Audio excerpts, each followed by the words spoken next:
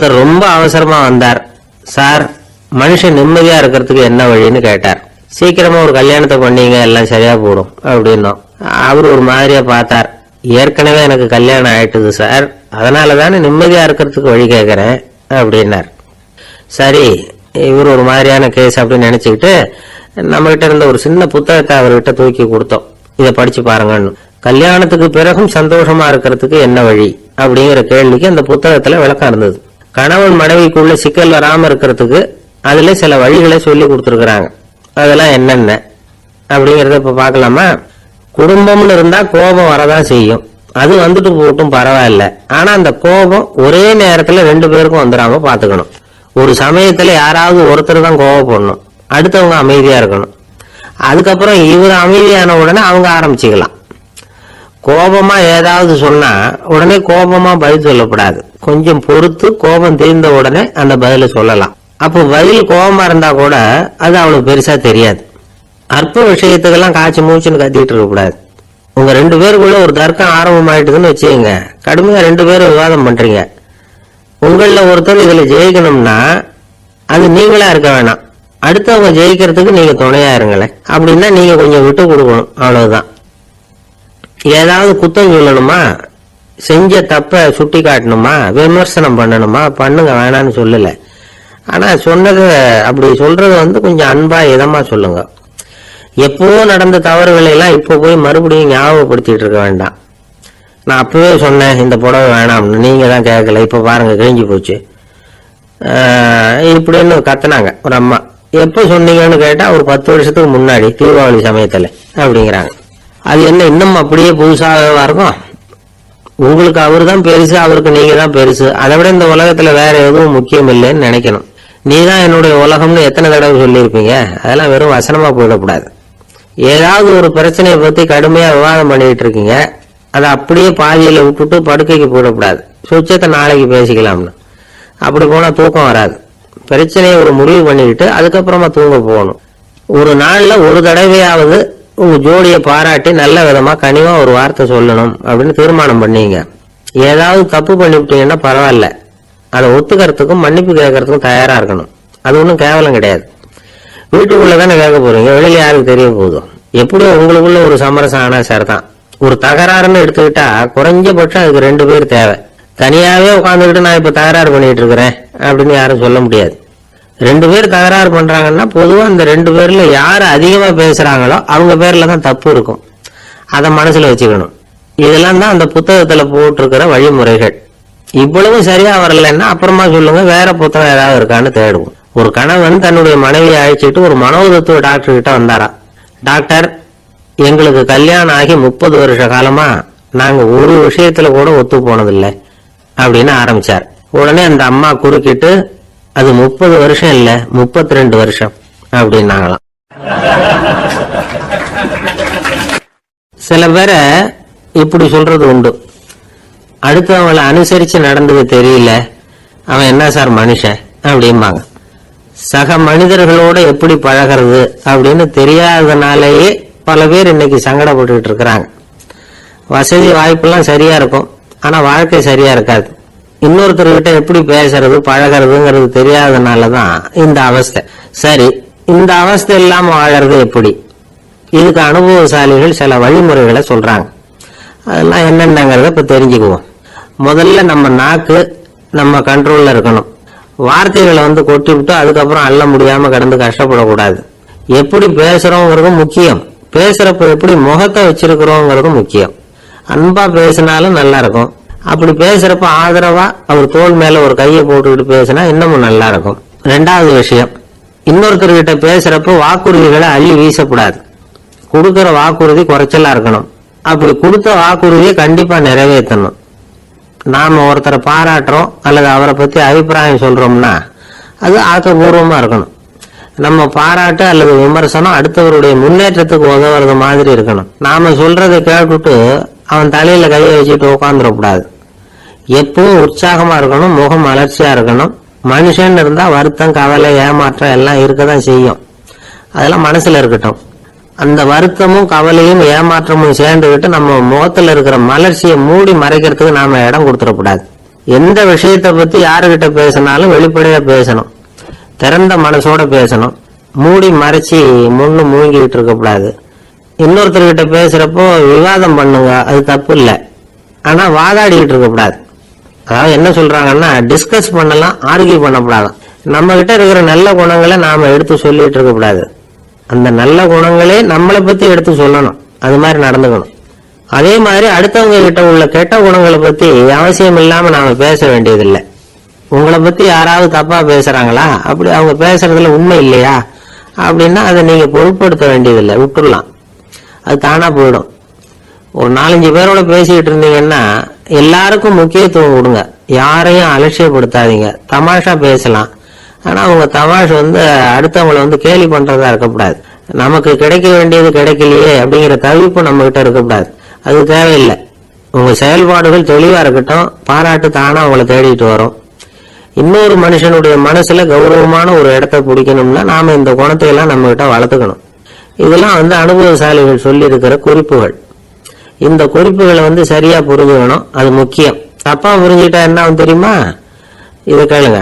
ஒருத்தர் வந்தார், சார் அடுத்தவங்க தோள் மேல கைய போட்டுக்கிட்டு அன்பா பேசணும்னு சொன்னீங்க, அப்படிதான் பேசினேன். அவரு முதுக கூட தட்டி கொடுத்தேன், என் வேலை போயிட்டுது சார், வீட்டுக்கு அனுப்பிச்சுட்டாங்க அப்படின்னார். யாருகிட்ட அப்படி பேசுனீங்கன்னு கேட்டோம். என் முதலாளி கிட்ட சார் அப்படிங்கிறார் ரொம்ப சோகமா. இந்த உலகமே ஒரு நாடக மேடை, நாம எல்லாரும் நடிகர்கள். இது ஞானிகள் சொல்றது. இது ஒரு பக்கம் இருக்கட்டும். இந்த உலகத்துக்குள்ள எத்தனையோ நாடக மேடைகள், எத்தனையோ நடிகர்கள், எத்தனையோ நாடகங்கள், இதெல்லாம் எப்படி ஆரம்பமாச்சு, அதுதான் இன்னைக்கு தகவல். அதாவது ஆதி மனிதன் பேச ஆரம்பிக்கிறதுக்கு முன்னாடி சைகையாலேயே எல்லாத்தையும் சொல்லிட்டு இருந்தான். அதனால அப்பவே நடிப்பு ஆரம்பமாயிட்டுது. முதல்ல ஒரு வேட்டையத்தான் அவன் நடிச்சு காட்டியிருப்பான். இவன் எப்படி போனான், எதிரில் மிருகம் எப்படி வந்தது, அதோட எப்படி சண்டை போட்டான், எப்படி அடிச்சு கொண்டுட்டு வந்தான், இது அப்படியே மற்றவங்களுக்கு நடிச்சு காட்டியிருப்பான். என்ன மொழி கிடையாது. இந்த காலத்துல எல்லாம் நாடகங்கள்ல நடிக்கிறவங்கள நடிகர்கள்ங்கிறோம். ஒரு காலத்துல உங்களுக்கு என்ன பேரு தெரியுமா? திஸ்பியர்கள் அப்படின்னு பேராம். இதுக்கு காரணம் உண்டு. அதாவது 2000 வருஷத்துக்கு முன்னாடி கிரீஸ் நாட்டுல திசிபியஸ் அப்படின்னு ஒரு ஆள் இருந்தான். அவன் ஒரு பெரிய நாடக கலைஞன். அவன் சில இளைஞர்களை சேர்த்துக்கிட்டான், பயிற்சி கொடுத்தான், நாடக குழுவை உருவாக்கினான். நடிகர்களையும் நாடகத்துக்கு தேவையான பொருள்களையும் ஏற்றிக்கிட்டு போறதுக்கு ஒரு வண்டியையும் தயார் பண்ணான். அந்த வண்டியிலேயே அவன் கிரேக்க நாடு பூராவும் சுத்தினான். ஊர் ஊரா நாடகம் போட்டான். ஒரு ஊருக்கு போனதும் அங்க நாடகம் நடத்த தியேட்டர் இருக்கா அப்படிங்கலாம் பாக்குறது இல்லாம. ஏன்னா அப்போலாம் தியேட்டர்னா என்னன்னு தெரியாது. நாடகம்னா அது ஒரு மூடிய கொட்டைக்குள்ளதான் நடத்தணுங்கிறது அப்ப யாருக்குமே தோணல. இந்த வண்டி போகும், அதுவே ஒரு பகுதி அப்படியே ஒரு மேடை மாதிரி விரிச்சுக்கும். அதுல ஏறி நின்றுகிட்டு நாடகத்தை நடிச்சு காட்டுவாங்களாம். மக்கள்லாம் எதிரில் தரையில உட்காந்து அதை பார்த்துக்கிட்டு இருக்கிறது. உலகத்தின் முதல் நடமாடும் தியேட்டர் இதுதானா. இந்த திசிபியஸ் தான் முதலா உலகத்துல நாடகம்ங்கிற பொழுதுபோக்க நடத்தி காட்டினவன் அப்படின்னு சொல்றாங்க. அவன் சொந்தமா நாடகம் எழுதனா, நடிச்சான், நாடகத்தை இயக்கணும். அதனாலதான் அவனை first man of the theatre அப்படின்னு சொல்லுவாங்க. அவன் தான் நாடக மேடையின் முன்னோடி. கிரேக்கர் காலத்திலேயே நாடக ஆசிரியர்கள், நடிகர்கள், ரசிகர்கள் இவங்கெல்லாம் உருவாயிட்டாங்களாம். நாடகத்தின் சரித்திரத்துல இந்த 3 பிரிவும் ரொம்ப முக்கியம். அதாவது கிரேக்க தியேட்டர்கள்லாம் திறந்த வெளி மேடைகள் தான். பெரும்பாலும் மலைச்சரிவுகள், அதுவே படிப்படியா பண்ணியிருப்பாங்க. கீழே அரைவட்ட வடிவில் மேடை, அதுக்கு ஆர்கெஸ்ட்ரான்னு பேரு.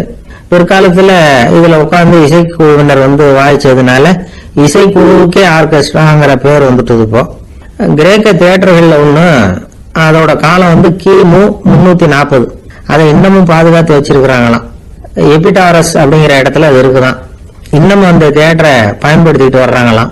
சிறந்த கிரேக்க நாடகங்கள்லாம் அங்க நடிக்கிறாங்களாம். ஆரம்ப காலத்திலேயே கட்டணம் கிடையாது. அப்புறம் பின்னாடிதான் நுழைவு கட்டணம்லாம் அப்படியே வந்துட்டுதான். நடிகர்கள் பளபளப்பான ஆடைகள் உடுத்தி இருப்பாங்களாம். இந்த குதிகால் உயர்ந்த காலணிகள் போட்டிருப்பாங்களாம். இதெல்லாம் பழைய குறிப்புகள். பலவிதமான உருவங்கள்ல மாஸ்க் அப்படின்னு சொல்லப்படுற முகமூடி. அதனால ஒரே நடிகர் பல வேடங்கள்ல நடிக்கிறது உண்டான். ஆரம்பத்துல பெண் நடிகர்கள் கிடையாது, எல்லாம் ஆண் நடிகர்கள் தான். ரோமானியர்கள் தான் முதல் நிரந்தர நாடக மேடையை கட்டினவங்க. அதுதான் முதல் தியேட்டர். கிமு 1048 காலகட்டத்தில் பாம்பிங்கிற நகரத்துல அதை கட்டியிருக்கிறாங்களாம். கிரேக்க ரோமானிய தியேட்டர்களின் அடிப்படையிலேயே இந்த இத்தாலிய வடிவமைப்பாளர்கள் இந்த குதிரை லாட வடிவில் ஒரு ஆடிட்டோரியத்தை உருவாக்கினாங்களாம். இப்படி அதை பத்தி நிறைய தகவல் இருக்குது. 1576 லண்டன்ல இந்த வின்ஸ்பர்ரி, அப்புறம் இந்த பிரிட்ஸில், அப்புறம் ஜேம்ஸ் அப்படிங்கிற ஒரு முயற்சியால தான் இங்கிலாந்துல முதல் தியேட்டர் உருவாச்சான். அப்படி ஒருத்தர் இருந்தாராம். உலக நாடக மேடையின் வரலாறு இதுதான். அதாவது இப்பெல்லாம் அறிவியல் வளர்ச்சி அதிகமாயிட்டது, திரைப்படம் தொலைக்காட்சி எல்லாம் வந்தாச்சு. ஒவ்வொரு வீடுமே ஒரு குட்டி தியேட்டர் மாதிரி ஆயிட்டுது. தொலைக்காட்சி முன்னாடி உட்காந்து எழுந்திருக்கவே மனசு வர்றதில்லை. ஒரு அம்மா ஒரு மனோதத்துவ டாக்டரை தேடிட்டு வந்தாங்களாம் இந்த காலத்துல. டாக்டர், எங்க வீட்டுக்காரர் எப்ப பார்த்தாலும் டிவி முன்னாடி உட்காந்துக்கிட்டு அதையே வெறிச்சு பார்த்துக்கிட்டு இருக்கிறார், ஒத்து பார்த்துக்கிட்டு இருக்கார், எனக்கு சந்தேகமா இருக்குன்னாங்களாம். இது மனக்கோளாறு இல்லைங்க, ஆர்வ கோளாறு, அவ்வளவுதான், இதுக்காக பயப்படாதீங்கன்னாராம் டாக்டர். அப்படி இல்லை டாக்டர், டிவி ஓடும்போது நாம எல்லாம் அதை பாக்குறோம் சரி, ஆனா அவர் அப்படி இல்லை, டிவியை நிறுத்தினதுக்கு அப்புறமும் அதையே ஒத்து பார்த்துட்டு உட்காந்துருக்கிறார், அதனாலதான் சந்தேகப்பட்டு உங்ககிட்ட வந்தேன் அப்படின்னாங்களாம். ஒரு சின்ன பையன் வந்தான். அவனை பார்த்து ஒரு கேள்வி கேட்டோம். ஏன்ப்பா உங்க வீட்டுல அம்மா புத்திசாலியா அப்பா புத்திசாலியா அப்படின்னு. அவன் அலட்சியமா நம்மளை பார்த்து சிரிக்கிறான். என்ன சார் இது, இந்த காலத்துல இது கூட தெரியாம இருக்கிறீங்களே அப்படிங்கிறான். ஒரு சின்ன பையன் நம்மளை பார்த்து இப்படி கேட்டு விட்டானே அப்படின்னு நினைக்கிறப்போ நமக்கு ஒரு மாதிரி ஆயிடும். அதுக்கப்புறம் தான் இந்த தாத்தா பாட்டி எல்லாம் சொல்ற ஒரு கதை ஞாபகத்துக்கு வந்தது. அது என்ன கதை தெரியுமா? ஒரு ஊர்ல ஒரு அம்மாவும் பிள்ளையும் இருந்தாங்களாம். அந்த மகனுக்கு திடீர்னு தேசாந்திரம் போய் வரணும்னு ஆசை வந்துட்டுது. ஊரா போய் சுத்தி பார்க்கணுங்கிற ஆசை. அந்த அம்மாவுக்கு இது பிடிக்கல. மகனை புரிஞ்சு இருக்கிறதுக்கு அவங்க மனசு இடம் கொடுக்கல. வேணாப்பான்னு சொல்லி பார்த்தாங்க, அவன் கேட்கல. திடீர்னு புறப்படவும் செஞ்சுட்டான். சரி, இனிமே அவனை தடுக்க முடியாதுன்னு முடிவு பண்ணிட்டாங்க அந்த அம்மா. இருந்தாலும் புத்திசாலித்தனமா ஒரு யோசனை பண்ணாங்க. மகனை கிட்டத்துல கூப்பிட்டாங்க. அவங்ககிட்ட சொன்னாங்க, இதை பாருப்பா, நீ தேசாந்திரம் போறதுன்னு தீர்மானம் பண்ணிவிட்ட, அதை நான் தடுக்கல, போயிட்டு வந்துரு. ஆனா போறதுக்கு முன்னாடி எனக்கு ஒரு வாக்குறுதி கொடுத்துட்டு போ அப்படின்னாங்க. போறப்போ ராத்திரியா இருந்தாலும் பகலா இருந்தாலும் சரி, புளிய மரத்து நிழல்ல தான் தங்கணும். திரும்பி வர்றப்போ இரவும் பகலும் நீ வேப்ப மரத்து நிழல்லே தங்கணும் அப்படின்னாங்க. சரி, அப்படியே செய்யறேன்னு சொல்லி வாக்குறுதி கொடுத்தான் பையன். புறப்பட்டு போனான். போற வழியில புளிய மரத்து நிழல்லே தங்கினான், தூங்கினான். அப்படி போயிட்டே இருந்தான். 7வது நாள் அவன் உடம்பு சுகம் இல்லாம போயிட்டுது. ரொம்பவும் பலவீனம் ஆயிட்டான். இனிமே நடக்க முடியாதுங்கிற நிலைமை வந்துட்டுது. யோசிச்சு பார்த்தான். சரி, இதுக்கு மேல போக வேண்டாம் அப்படின்னு முடிவு பண்ணிட்டு திரும்பி வர ஆரம்பிச்சுட்டான். திரும்பி வர்றப்போ வழியில வேப்ப மரத்து நிழல்லையே தங்கி வந்தான். நாளுக்கு நாள் உடம்பு சரியா வந்துட்டுது. 7வது நாள் வீட்டுக்கு சேர்றான். உடம்பு பழையபடியே கலகலப்பாயிட்டுது. பூரண சுகம். தேசாந்திரம் போன பையன் திரும்பி வந்துட்டானே அப்படின்னு அந்த அம்மா ஆச்சரியப்படல. ஏன்னா அவங்களுக்கு தெரியும் இப்படி ஆகும்னு. பையன் சீக்கிரமா திரும்பி வரணுங்கிறதுக்காகத்தான் அவங்க அந்த யோசனையை சொன்னாங்க. என்ன விஷயம்ங்கிறதையும் அவங்களே சொன்னாங்க. மகனே, புளிய மரத்து நிழல் உடம்புக்கு உஷ்ணத்தை கொடுக்கும், சீக்கம் உண்டாக்கும். அதனால நீ தொடர்ந்து புளிய மரத்து நிழல்ல தங்கினாவே நோய்க்கு ஆளாயிட்ட. அதனால நல்ல பயணத்தை முடிச்சுக்கிட்டு திரும்பி வரணுங்கிற முடிவுக்கு வந்துட்ட. திரும்பி வர்றப்போ நீ தங்கினது வேப்ப மரத்து நிழல். அது உடம்புக்கு குளிர்ச்சியை தரக்கூடியது, நோயை தீர்க்கக்கூடியது. அதனால சுகமா வீட்டுக்கு சேர்ந்துட்ட. உன்னோட தேசாந்திர பயணத்தை தடுக்கிறதுக்காக தான் இப்படி பண்ணனேன் அப்படின்னாங்களாம் அந்த அம்மா. பாத்தீங்களா அம்மாவோட புத்திசாலித்தனத்தை? அப்பா இருந்தா இப்படியா பண்ணுவார்? ஒரு அப்பா பையன் கிட்ட 10 ரூபா கொடுத்து இதை எடுத்துக்கிட்டு அடுத்த ஊருக்கு போய் அங்க இருக்கிற மாமா கிட்ட இதை கொடுத்துட்டு வாடா, வழியில எங்கேயாவது மரத்தடியில படுத்து தூங்கி விடாத அப்படின்னு எச்சரிக்கை பண்ணி அனுப்புனாராம். பையனுக்கு எச்சரிக்கையா வாழறது எப்படிங்கிறத கத்து கொடுக்கறதுக்காக இப்படி பண்ணார். அவன் பணத்தை வாங்கிட்டு போனான். அப்பா சொன்னதை மறந்துட்டு ஒரு மரத்தடியில படுத்து தூங்கிட்டான். அவனுக்கு தெரியாம அவன் பின்னாடியே போன அப்பா அவன் கையில இருந்த அந்த 10 ரூபாயை நைஸா எடுத்துட்டு வந்துட்டார். அவன் பையில தானே வச்சிருந்தான், அது தெரியாம எடுத்துட்டு வந்துட்டார். அவன் தூங்கிட்டு இருக்கான். எடுத்துட்டு ஒரு மறுபடியும் வீட்டுக்கு வந்துட்டார். பையன் மூச்சுக்கிட்டு பைய தடவி பார்க்கறான், பணத்தை காணும். அழுதுகிட்ட திரும்பி வந்தான். அப்பா கிட்ட விஷயத்த சொன்னான். அப்பா சிரிச்சுக்கிட்டே சொன்னார், அதுக்குதான்ப்பா ஆரம்பத்திலேயே எச்சரிக்கை பண்ணினேன், இனிமேலாவது நீ ஜாக்கிரதையா இருக்கணும் அப்படிங்கிறதுக்காக தான் இப்படி பண்ணினேன். அந்த பணம் எங்கேயும் போகல, நான் தான் அதை உனக்கு தெரியாம எடுத்து வச்சிருக்கிறேன், இதோ பாரு அப்படின்னு சொல்லிட்டு சைடு பாக்கெட்ல கையை விட்டா அது ஓட்டையா இருக்கு. அதை எவனோ ஏற்கனவே கத்திரிச்சு எடுத்துட்டு போட்டான். இப்ப அப்பா முகத்துல அசடு வழிஞ்சுதான். ஒரு அரசனும் அமைச்சரும் ஒரு நாள் ரொம்ப சாவகாசமா பேசிட்டு இருந்தாங்களாம். அரசன் அமைச்சரை பார்த்து ஒரு கேள்வி கேட்டிருக்கார். ஏங்க அமைச்சரே, ஆசை இல்லாத ஒரு மனுஷனால இருக்க முடியுமா அப்படின்னு. ஏன் முடியாது, துறவி அப்படிங்கிறவங்க எல்லாம் அப்படிப்பட்டவங்க தானே அப்படின்னாராம் அமைச்சர். அவங்க எல்லாம் உண்மையிலேயே ஆசையை விட்டவங்க தானே அப்படின்னு கேட்டாராம் ராஜா. அப்படிதான் இருக்கணும் அப்படின்னாராம் அமைச்சர். அப்படின்னா ஆசையே இல்லாத ஒரு உண்மையான துறவியை நான் பார்க்கணுமேன்னார். அது என்ன பிரமாதம், அதுக்கு நான் ஏற்பாடு பண்றேன் அப்படின்ட்டாரு இவரு. சொல்லிவிட்டு உடனே புறப்பட்டு போனார். அங்க தேடினார். அப்புறம் தான் அவருக்கு புரிஞ்சது உண்மை துறவியை கண்டுபிடிக்கிறது எவ்வளவு கஷ்டமான காரியம்னு. இருந்தாலும் ராஜா கிட்ட சொல்லியாச்சே உண்மை துறவியை காட்டுறேன்னு. இப்ப என்ன பண்றது, ராஜா கிட்ட சொன்னபடி நடக்கலைன்னா அவருக்கு கோவம் வந்துடும். அமைச்சர் ஒரு யோசனை பண்ணார். அவருக்கு ஒரு வழி தெரிஞ்சது. அதுதான் சரின்னு முடிவு பண்ணார். அதாவது அந்த ஊர்ல அவருக்கு தெரிஞ்ச நாடக நடிகர் ஒருத்தர் இருக்கிறார், நல்லா நடிப்பார். அவரை போய் பார்த்தார். இதை பாருப்பா, எனக்காக நீ ஒரு காரியம் செய்யணும்னார்.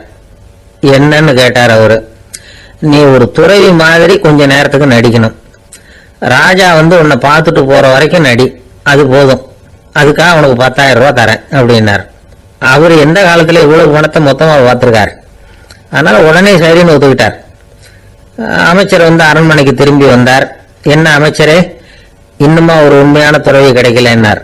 உண்மையான துறவி ஒருத்தரை இப்பதான் கொஞ்ச நேரத்துக்கு முன்னாடி பார்த்து பேசிட்டு வர்றேன்.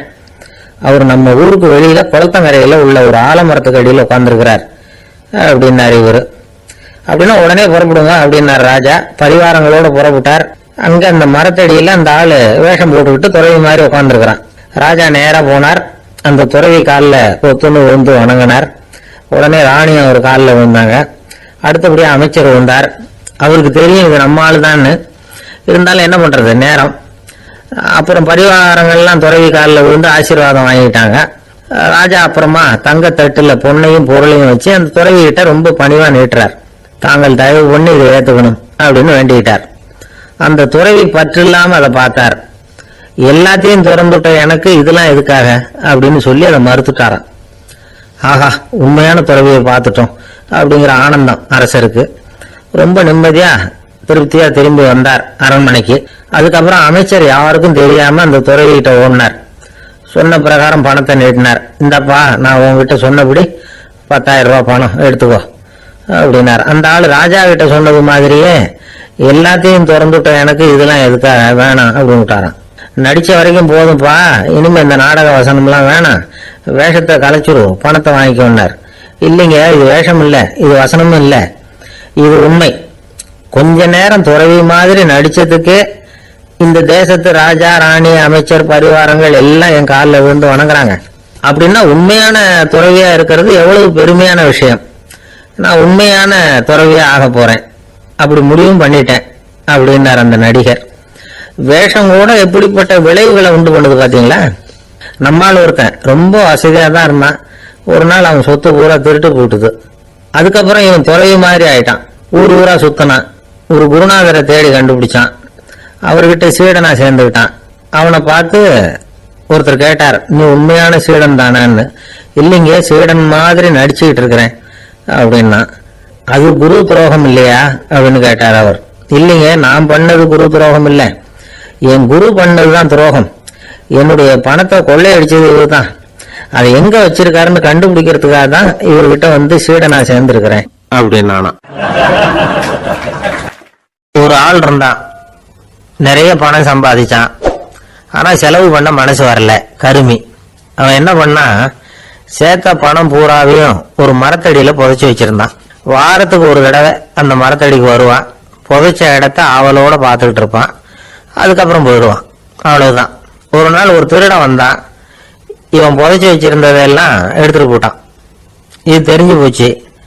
அந்த கருமி புலம்ப ஆரம்பிச்சுட்டான். இவன் புலம்பல கேட்டதும் அக்கம் பக்கத்துல இருந்தவங்க எல்லாம் ஓடி வந்தாங்க. என்ன விஷயம்னு விசாரிச்சாங்க. இவன் சொன்னான். ஒரு பெரியவர் கேட்டார், ஏப்பா வாரம் வாரம் இந்த இடத்த பாக்குறதாக சொன்னியே, எப்பவாவது இதுல இருக்கிற பணத்தை எடுத்து செலவு பண்ணிருக்கியா அப்படின்னு கேட்டார். நான் அப்பப்போ அதை பாக்குறது தான் வழக்கம், அதை தொட்டதே இல்லைன்னு அவன். சரி அப்படின்னா இப்போ நீ அதே மாதிரி வாரம் ஒரு தடவை இந்த இடத்த பார்த்துட்டு போகலாமே அப்படின்னாராம் அந்த பெரியவர். அதுவும் சரிதானே, எவ்வளவு காலமானாலும் அவன் அந்த பணத்தை எடுத்து செலவு பண்ண போறதில்ல. அப்படி இருக்கிறப்ப உள்ளே பணம் இருந்தாலும் ஒண்ணுதான், இல்லாம போனாலும் ஒண்ணுதான். இதுல இருந்து என்ன புரியுதுன்னா, ஒருத்தர்கிட்ட இருக்கிற பணத்தை கொண்டு அவர் பணக்காரரா ஏழையா அப்படின்னு முடிவு செய்யறது சரியில்லை. அந்த செல்வத்தை அனுபவிக்கிற திறன், பயன்படுத்துற திறன், அதை வச்சுதான் அவர் ஏழையா பணக்காரரா அப்படிங்கிறத நிர்ணயம் பண்ணணும். அதுதான் சரி. செலவு பண்ண தெரியாதவன் சேகரம் பண்ணிட்டே இருக்கிறதுனால என்ன பிரயோஜனம்? தலைமுடியே இல்லாதவன் தாராளமா சீப்புகளை வாங்கி சேகரம் பண்றது மாதிரி தானே இது. சில சமயம் செலவு பண்ண நாம தயாரா இருந்தா கூட அந்த செல்வம் நமக்கு பயன்படுறதில்ல. அரேபியாவில் ஒரு நகை வியாபாரி விலை உயர்ந்த முத்துக்களை எல்லாம் அவர் வச்சு வியாபாரம் பண்ணிட்டு இருந்தார். அவர் ஒரு சமயம் ஒரு பாலைவனம் வழியா போயிட்டு இருக்கிறார் ஒட்டகத்துல. அப்போ திடீர்னு கடுமையான புயல் வீச ஆரம்பிச்சுட்டுது. திசை தவிர இவர் எங்கேயோ வந்துட்டார். கூட வந்தவங்களையும் காணல, எங்க போனாங்களும் தெரியல. இவர் ரொம்ப பயந்து போய் அங்கே எங்கேயுமா அலைஞ்சு திரியிறார். வழியே தெரியல. பசி கடுமையாயிட்டுது. ஒட்டகத்து முதுகுல ஒரு மூட்டை இருந்தது, அதை பிரிச்சு பார்த்தார். உள்ள ஏதாவது இருக்கான்னு தேடி பார்க்கிறார். அது வரைக்கும் கண்ணுல தட்டுப்படாத அபூர்வமான ஒரு பை கண்ணில் பட்டுது. ஆஹா, அதுல ஏதாவது சாப்பிட்றதுக்கு இருக்கும் அப்படின்னு நினைச்சு ஆவலா அதை பிரிச்சு பார்க்கிறார். அந்த பையில விலை உயர்ந்த முத்துக்கள் நிறைய இருந்துதான். அப்பதான் அவர் நினைச்சாராம், விலை உயர்ந்த முத்துக்கள் கூட சாப்பிடுறதுக்கு உணவாக முடியாது அப்படிங்கிறத புரிஞ்சுக்கிட்டாராம். எந்த நேரத்துல எது நமக்கு தேவையோ அது நமக்கு தாராளமா கிடைக்கணும். அப்படி அது கிடைக்கிறதுக்கு நம்ம கிட்ட இருக்கிற செல்வம் பயன்படணும். அது நமக்கும் பயன்படலாம், நம்ம மூலமா அடுத்தவங்களுக்கும் பயன்படலாம். அதுதான் செல்வத்தின் பயன். ஒரு மரத்தடியில ஒருத்தன் உட்காந்து அழுதுகிட்டு இருந்தான். அந்த பக்கமா வந்த இன்னொருத்தன் ஏப்பா அழுதுகிட்டு இருக்கிறேன்னு கேட்டான். இந்த இடத்துலதான் பூமிக்கு அடியில பணம் இருக்குது, புதைச்ச இடம் தெரியல, அதான் அழறேன் அப்படின்னா. நல்லா ஞாபகப்படுத்தி பாரு, எந்த இடத்துல புதைச்ச அப்படின்னு கேட்டான் இவன். அது எப்படி எனக்கு தெரியும், புதைச்சு வச்சிருக்கிறவன் நான் இல்லையே, எங்க எழுத்து விட்டுக்காரன் அப்படின்னானா இவன். அந்த ஆளு என்ன கண்ணா பண்ணான்னு திட்டி விட்டான் சார், அதை நினைச்சா எனக்கு ரொம்ப வருத்தமா இருக்கு அப்படின்னு சொல்லி கவலைப்பட்டார் ஒருத்தர். இதுல கவலைப்படுறதுக்கு என்ன இருக்குது அப்படின்னாரு ஒரு பெரியவர். அவர் ஒரு மகான். என்ன சார் இப்படி சொல்றீங்க, ஒருத்தர் நம்ம பார்த்து திட்டுனா வருத்தமா இருக்காதா அப்படின்னார். அது எப்படி வருத்தமா இருக்கும், திட்டுறதுங்கிறது என்ன, அது வெறும் சத்தம் தானே அப்படின்னாரு அந்த பெரியவர். நம்ம ஆளுக்கு தலையை பிச்சுக்கலாம் போல இருந்தது. இருக்காது அப்படின்னா நமக்கு அப்படித்தானே தோணுது. அந்த பெரியவர் சொல்றது ரொம்ப பெரிய விஷயம். அதை நாம புரிஞ்சுக்க முயற்சி பண்ணலாம்னா நடைமுறை வாழ்க்கைக்கு அது ஒத்து வர்றது மாதிரி தெரிய மாட்டேங்குது. இருந்தாலும் அந்த பெரியவர் அதுக்கு என்னதான் விளக்கம் கொடுக்கறாருன்னு பாப்போமே. ஒரு ரயில் போயிட்டு இருக்கு, அதுல ஒரு சாது போயிட்டு இருக்கார். அந்த ரயில் அவரு ஹரித்வாரம் போயிட்டு இருக்காரு. அவரு ரயில்ல ஏகப்பட்ட கூட்டம். நம்ம ஊர் ரயில் கேட்க வேணும், டிக்கெட் வாங்கிட்டு கொஞ்சம் பேர், வாங்காத கொஞ்சம் பேர். அது என்னத்துக்கு அனாவசியமா டிக்கெட் அப்படிங்கிற நினைப்புல பாதி பேர். இந்த கூட்டத்துக்கு மத்தியில அந்த சாதுவும் போயிட்டு இருக்கிறார். உட்கார்றதுக்காக இருந்த இடத்துல ஒரு ஆள் படுத்திருக்கிறான், கொஞ்சம் முரட்டு ஆசாமி. அவன் காலு பக்கத்துல கொஞ்சோண்டு இடம் பாக்கி இருந்தது. அந்த இடத்துல இந்த சாது உட்கார்ந்திருந்தார். மெதுவா உட்காந்துக்கிட்டார் போய். ஆனா அந்த ஆளு ராத்திரி பூரா இவரை காலால உதச்சிக்கிட்டே இருக்கிறான். அது இவருக்கு ரொம்ப அவமானமா பட்டது. அதனால துக்கம் ஏற்பட்டது. இருந்தாலும் அதை ஒரு மாதிரியா சகிச்சுக்கிட்டே இவர் வந்து சேர்ந்தார். பொழுது விடிஞ்சது. அந்த சாது ஹரித்வார் வந்து சேர்ந்தார். அங்க ஒரு பெரிய ஞானியை சந்திச்சார். ராத்திரி ரயில்ல அந்த ஆளு உதைச்சதையும் அதனால தனக்கு ஏற்பட்ட துக்கத்தையும் இந்த சாது அந்த ஞானி கிட்ட சொன்னார். சொல்லிவிட்டு, ஏன் சுவாமி, எனக்கு துக்கம் ஏற்பட்டதே அது தப்பா அப்படின்னு கேட்டார். தவறுதான் அந்த ஞானி. உனக்கு இன்னமும் தேக அபிமானம் போகலைங்கிறது தான் அது காட்டுது. அஷ்டாவக்கிரர் என்ன சொல்றார் தெரியுமா, உண்மையான ஞானி யாராவது தன்னை வந்தனை செய்தால் அதற்காக சந்தோஷப்பட மாட்டார், யாராவது நிந்தனை செய்தால் அதற்காக வருத்தப்பட மாட்டார் அப்படின்னு சொல்றார். நிந்தனைங்கிறது ஒரு ஒலி தான். தேகாபிமானம் இருக்கிற வரைக்கும் இந்த ஒலி நம்மளை வேதனைப்படுத்தும். நான் தேகம் இல்லை, ஆத்மா அப்படிங்கிற நினைவு இருந்தா இந்த ஒலி நம்மளை பாதிக்காது. மனு என்ன சொல்றார் தெரியுமா? ஒரு சாதகன் பாராட்டுதலை விஷம்னு நினைச்சு பயப்படணும், அவமானத்தை அமிர்தம்னு நினைச்சு சந்தோஷப்படணுங்கிறார். அவமானப்பட்டா கவலைப்படாம எப்படி இருக்க முடியும் அப்படின்னு தான் நமக்கு தோணும். அதனாலதான் நம்மள யாரும் இதுக்கு உதாரணமா யாரையும் காட்ட முடியல. புத்தரையும் கபீரையும் உதாரணமா காட்டுறாங்க. அவங்களுக்கெல்லாம் அவமானம் ஏற்பட்டப்போ கவலையே படலையாம். புத்தரை அவமானப்படுத்தணுங்கிறதுக்காக கௌசாம்பி ராணி ஒரு இளம் பெண்ணை கொலை பண்ணி சடலத்தை புத்தர் குடிசைக்கு முன்னாடி போட சொன்னார். போட்டாங்க. புத்தர் தான் அந்த பொண்ணை கெடுத்து கொலை பண்ணி விட்டாருன்னு எல்லாரும் நினைச்சாங்க. ஆனா புத்தர் இதை பத்தி கவலையே படல. அப்புறமா உண்மை தெரிஞ்சதும் புத்தர் புகழ் இன்னும் அதிகமாயிட்டது. ஒரு பெரிய சபையில ஒரு மோசமான பொண்ணு நுழைஞ்சு தனக்கும் கபீருக்கும் சம்பந்தம் உண்டுன்னு சொன்னா கபீர் கவலைப்படல. அவங்க மாதிரியெல்லாம் நாமளும் இருக்க கத்துக்கணும். நிந்தனை, அபகீர்த்தி, அவமானம் எல்லாம் ஆண்டவன் கொடுக்கிற பிரசாதம்னு நினைக்கணும் அப்படின்னு சொல்றார் அந்த ஞானி. இதை கேட்ட இந்த காலத்து ஆசாமி ஒருத்தர், நான் கூட அப்படிதான் சார், யாராவது அவமானப்படுத்தினா கவலைப்பட மாட்டேன். நேத்து கூட ஒருத்தர் என்ன பலார்னு அரைஞ்சிட்டார், நான் கொஞ்சம் கூட கவலைப்படல, பேசாம வந்துட்டேன்னார். ஏன் அப்படி வந்துட்டீங்க அப்படின்னு. அவர் அரைஞ்சதுலேயும் ஒரு அர்த்தம் இருந்தது, அதனாலதான் அப்படி வந்துட்டேன்னார். ஏன் அரைஞ்சாருன்னு கேட்டேன். 10 வருஷத்துக்கு முன்னாடி 15 ரூபா அவர்கிட்ட கடன் வாங்கினேன், அதை கேட்டு கேட்டு பார்த்துட்டு கடைசியா தான் அரைஞ்சார் அப்படின்னார். ஆண்டவனுடைய பிரசாதம் இவருக்கு அடிக்கடி கிடைக்கும் போல இருக்கு. ஒரு பல்கலைக்கழகம், அங்க ஒரு இலக்கிய பேராசிரியர், அவர் பாடம் நடத்திட்டு இருந்தார். ராபர்ட் பிரௌனிங் எழுதிய கவிதைகளை பத்தி சொல்லிட்டு இருக்கிறார். மாணவர்களும் ரொம்ப அக்கறையா அதை கேட்டுக்கிட்டு இருக்கிறாங்க. ஒரு குறிப்பிட்ட கவிதையை பத்தி சொல்லும்போது அந்த பேராசிரியருக்கு ஒரு சந்தேகம், அதாவது அந்த கவிதையின் சரியான அர்த்தம் என்னங்கிறதுல சந்தேகம். பேராசிரியர் யோசனை பண்ணார். அந்த கவிதையை முழுசா புரிஞ்சுக்க முடியல. அதனால மாணவர்களை பார்த்து சொன்னார், மாணவர்களே, ஒரு நாள் பொறுத்துவங்க, இந்த கவிதையை எழுதின கவிஞர் எங்க வீட்டுக்கு பக்கத்துல தான் இருக்கிறார். இன்னைக்கு சாயந்தரம் நான் அவரை நேரிலேயே போய் பாக்குறேன், பார்த்து இதுக்கு என்னங்க அர்த்தம்னு கேட்டுட்டு வந்துடுறேன், அதுக்கப்புறம் உங்ககிட்ட சொல்றேன் அப்படின்னாராம். அன்னைக்கு சாயந்தரமே அந்த பேராசிரியர் கவிஞரை தேடிட்டு போயிட்டார். கவிஞர் அவங்க வீட்டுல அவர் பாட்டு உட்காந்துருந்தாராம். இவரு போய் அவர் முன்னாடி உட்கார்ந்தார். அப்புறம் கேட்டார், ஐயா, அந்த கவிதையின் முழு பொருள் என்னன்னு தெரிஞ்சுட்டு போறதுக்காக வந்திருக்கிறேன் அப்படின்னாராம். எந்த கவிதை அப்படின்னாராம் அவரு. இவர் அந்த கவிதையை சொல்லியிருக்கார். கவிஞர் கொஞ்சம் யோசனை பண்ணிவிட்டு அப்புறம் சொன்னாராம், பேராசிரியரே, நீங்க கொஞ்சம் தாமதமா வந்துட்டீங்கன்னாராம். இவருக்கு ஒன்றும் புரியல. நீங்க என்ன சொல்றீங்க, நான் தாமதமா வந்துட்டேன்னா? நீங்க தான் உயிரோடு இருக்கிறீங்களே, அப்படி இருக்கும்போது நான் தாமதமா வந்துட்டேன்னா அது எப்படி அப்படின்னு இவர் குழம்பி இருக்கிறார். இப்ப கவிஞர் சொன்னாராம், ஐயா, நான் உயிரோட இருக்கிறேன்னா இல்லையாங்கிறது முக்கியம் இல்லை. நான் அந்த கவிதை வரிகளை எழுதினப்போ 2 பேருக்கு அதோட அர்த்தம் தெரிஞ்சிருந்தது. இப்போ ஒரே ஒருத்தருக்கு தான் அதோட அர்த்தம் தெரியும் அப்படின்னாராம். பேராசிரியர் யோசனை பண்ணிருக்கார். அப்படின்னா அந்த ஒருத்தர் கவிஞர் ராபர்ட் பிரௌனிங்கை தவிர வேற யாரா இருக்க முடியும்? இவர் தான் அப்படிங்கறத அவர் மனசுல நினைச்சுக்கிட்டார். அதனால சொன்னார், ஐயா, நான் தாமதமா வரல, அந்த கவிதையின் பொருள் என்ன அது சொல்லுங்கன்னார். பேராசிரியரே, நான் சொல்றது உங்களுக்கு புரியலன்னு நினைக்கிறேன். நான் இந்த வரிகள் எழுதினப்போ 2 பேருக்கு அதோட அர்த்தம் தெரிஞ்சிருந்தது. அந்த 2 பேர் யாருன்னா, ஒருத்தர் ராபர்ட் பிரௌனிங், அதாவது நான், இன்னொருத்தர் கடவுள். இப்போ அது கடவுளுக்கு மட்டும்தான் தெரியும்.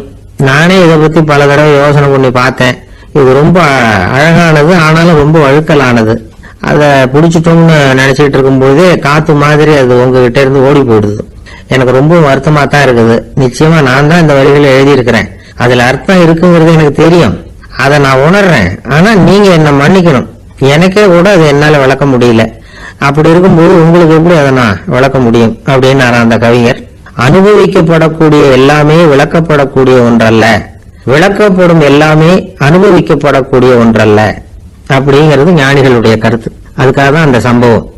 வாழ்க்கையில நீங்கள் தொடர்ந்து ஆய்வு செய்து கொண்டே இருக்கக்கூடிய விளக்கங்களை ஒருபோதும் அடைய முடியாத பரிமாணங்கள் இருக்கிறதுனாலதான் அது அலுப்பு தட்டாம இருக்குது. உங்களால நிறைய அனுபவிக்க முடியும், இருந்தாலும் நீங்கள் அனுபவித்து அறிந்த விஷயங்கள் கூட வார்த்தைகளால விளக்கப்பட முடிவதில்லை அப்படிங்கிறது பெரிய ஒரு சிந்தனை. இதெல்லாம் ஒரு பக்கம் இருக்கட்டும். நமக்கு தெரிஞ்ச பேராசிரியர் ஒருத்தர் 1 மணி நேரம் ரொம்ப விவரமா வகுப்பு எடுத்தார். கடைசியா சொன்னார், மாணவர்களே, ரொம்பவும் எளிமையா விளக்கமா எல்லா விவரமும் சொல்லி இருக்கிறேன். அதனால இதுல உங்களுக்கு சந்தேகம் வர்றதுக்கு வாய்ப்பே இல்லை. இருந்தாலும் கேட்க வேண்டிய கடமை கேட்கிறேன். இது வரைக்கும் நடத்தினதுல யாருக்காவது ஏதாவது சந்தேகம் உண்டா அப்படின்னு கேட்டாராம். எனக்கு ஒரே ஒரு சந்தேகம் தான் சார் அப்படின்னு எழுந்திரிச்சு நிக்கிறான் ஒருத்தன். என்னன்னு கேட்டாராம். இது வரைக்கும் நீங்க என்ன பாடம் சார் நடத்துனீங்க அப்படின்னு அவன். அம்மாக்காரங்களுக்கு அடிக்கடி ஏற்படுற கவலை ஒண்ணு உண்டு. அதாவது குழந்தை சரியா சாப்பிட மாட்டேங்குதே அப்படிங்கிற கவலை. இவங்கெல்லாம் ஒரு விஷயத்த நல்லா புரிஞ்சுக்கணும். குழந்தைகள்ங்கிறவங்க பெரியவங்க மாதிரி இல்ல. அவங்க கடிகாரத்துல மணியை பார்த்துட்டு சாப்பிடுறதுக்கு உட்கார்ற ரகம் கிடையாது. பசிச்சா சாப்பிடுவாங்க, இல்லைன்னா விளையாடுவாங்க, இல்ல தூங்குவாங்க.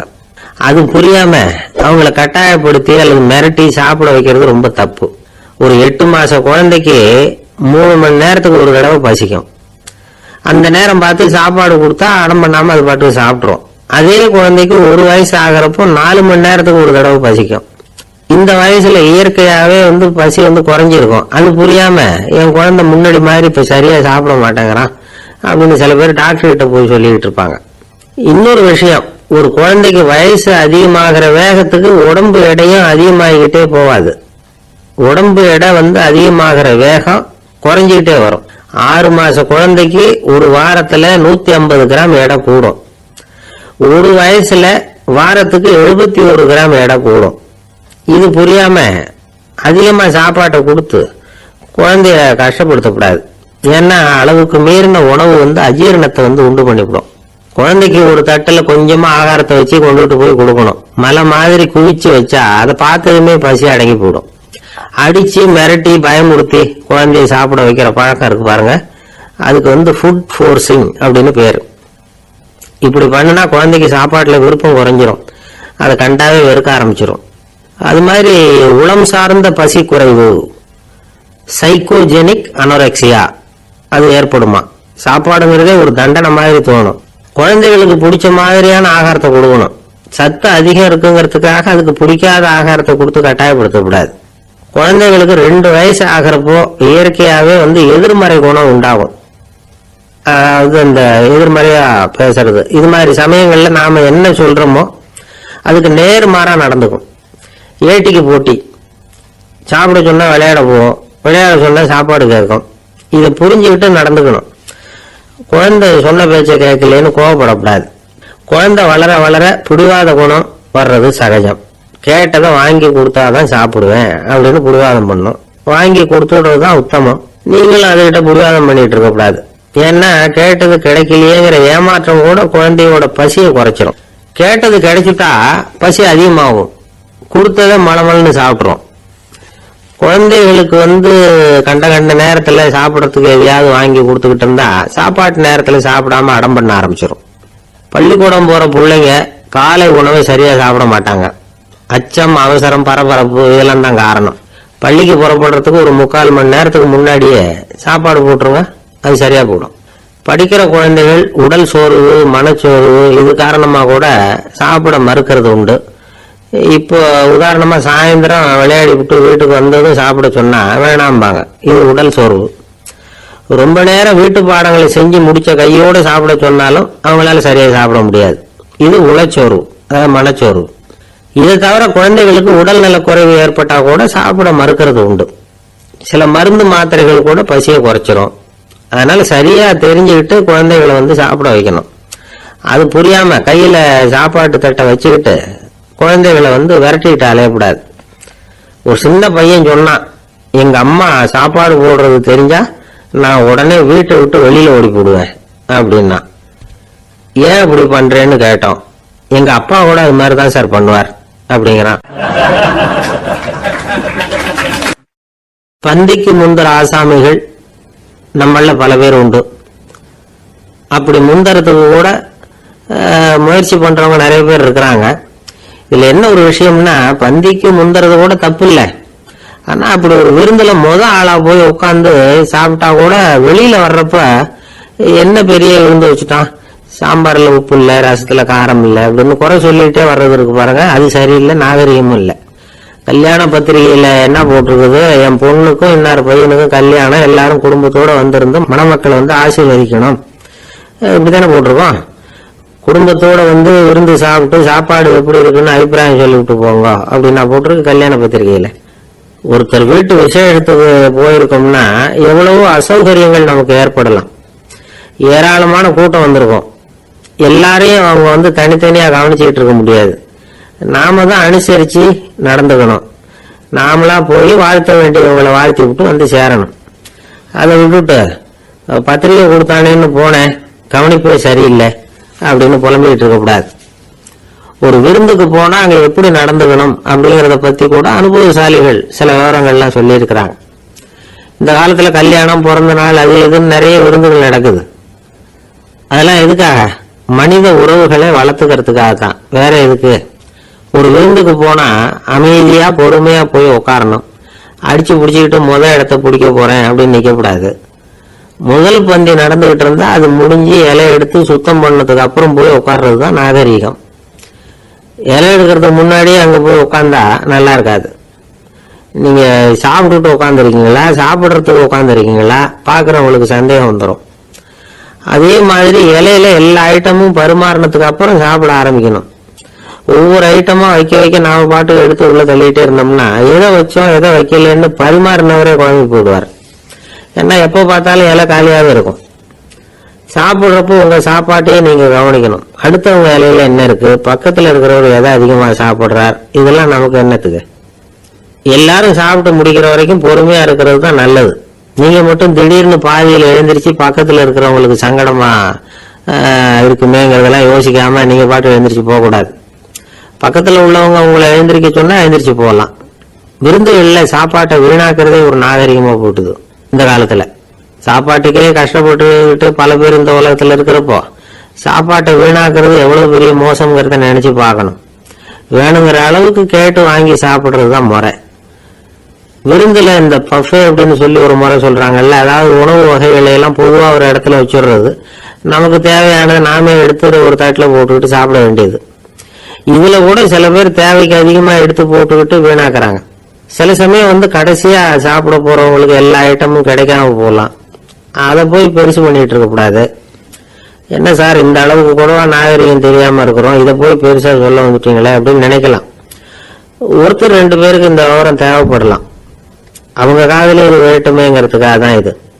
ஒரு பெரிய கல்யாண விருந்து நடந்துகிட்டு இருந்தது. விருந்து மண்டபத்து வாசல்ல ஒருத்தர் நின்றுட்டு வர்றவங்களையெல்லாம் ரொம்ப மரியாதையா வணங்கி உள்ள அனுப்பி வச்சுக்கிட்டு இருந்தார். எப்படி தெரியுமா? வர்றவங்க கையெல்லாம் பிடிச்சி முத்தம் கொடுத்து அதுக்கப்புறம் உள்ள அனுப்பி வச்சுக்கிட்டு இருந்தாராம். கூட்டம்லாம் முடிஞ்சதுக்கு அப்புறம் அவர்கிட்ட போய் கேட்டிருக்கிறாங்க, சார் நானும் எவ்வளவோ விருந்துகளுக்கு போயிருக்கிறேன், இருந்தாலும் இவ்வளவு மரியாதையா வர்றவங்க கைக்கெல்லாம் முத்தம் கொடுத்து வரவேற்கிறத இங்கதான் பாக்குறேன் அப்படின்னு சொன்னாங்க. அதுக்கு அவரு சொன்னார், அட போங்க சார், நான் முத்தம் கொடுக்கல, முந்தின பந்திக்கு வந்து சாப்பிட்டவங்களே அடுத்த பந்திக்கும் வர்றாங்களான்னு மோந்து பார்த்து அனுப்பி வச்சுக்கிட்டு இருந்தேன். ஒரு பெரியவர் இருந்தார், அவரு ஒரு குரு. அவர் தொடர்ந்து தியான கூட்டங்கள் நடத்துவார். அந்த கூட்டத்துல கலந்துக்கிறதுக்காக பல ஊர்கள்ல இருந்து சீடர்கள் நிறைய பேர் வருவாங்க போவாங்க. ஒரு நாள் அங்க கூட்டம் நடந்துகிட்டு இருக்குது. அந்த சமயத்துல சீடர்கள்ல ஒருத்தன் என்னத்தையும் திருடி விட்டான். மற்ற சீடர்கள் அதை கவனிச்சுட்டாங்க. இவன் ஆப்பிட்டுக்கிட்டான். கூட்டம் முடிஞ்ச பிற்பாடு இவன் திருடின விஷயத்த அந்த பெரியவர்கிட்ட போய் சொன்னாங்களாம். அவர் கவனத்துக்கு கொண்டுகிட்டு போனாங்க. ஆனா அவரு இத காதிலே போட்டுக்கல, கண்டுக்கவே இல்லை. போய் சொன்ன சீடர்களுக்கெல்லாம் ஏமாத்தமா போயிட்டுது.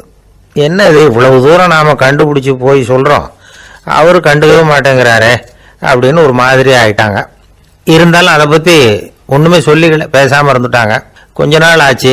அதே ஆளு மறுபடியும் ஒரு திருட்டுல மாட்டிக்கிட்டான். சீடர்கள் மறுபடியும் அந்த குரு கிட்ட விஷயத்த சொன்னாங்க. அவர் அப்பவும் வழக்கம் போல சும்மாவே இருந்துட்டார். இவர் இப்படி இருக்கிறத பார்த்ததும் அந்த சீடர்களுக்கு கோபம் வந்துட்டுது. உடனே அந்த சீடர்கள்லாம் ஒண்ணு கூடி பேசினாங்களாம். எல்லாருமா சேர்ந்து ஒரு விண்ணப்பம் தயார் பண்ணாங்க. அதை குருநாதர்கிட்ட கொண்டுட்டு போய் கொடுத்தாங்க.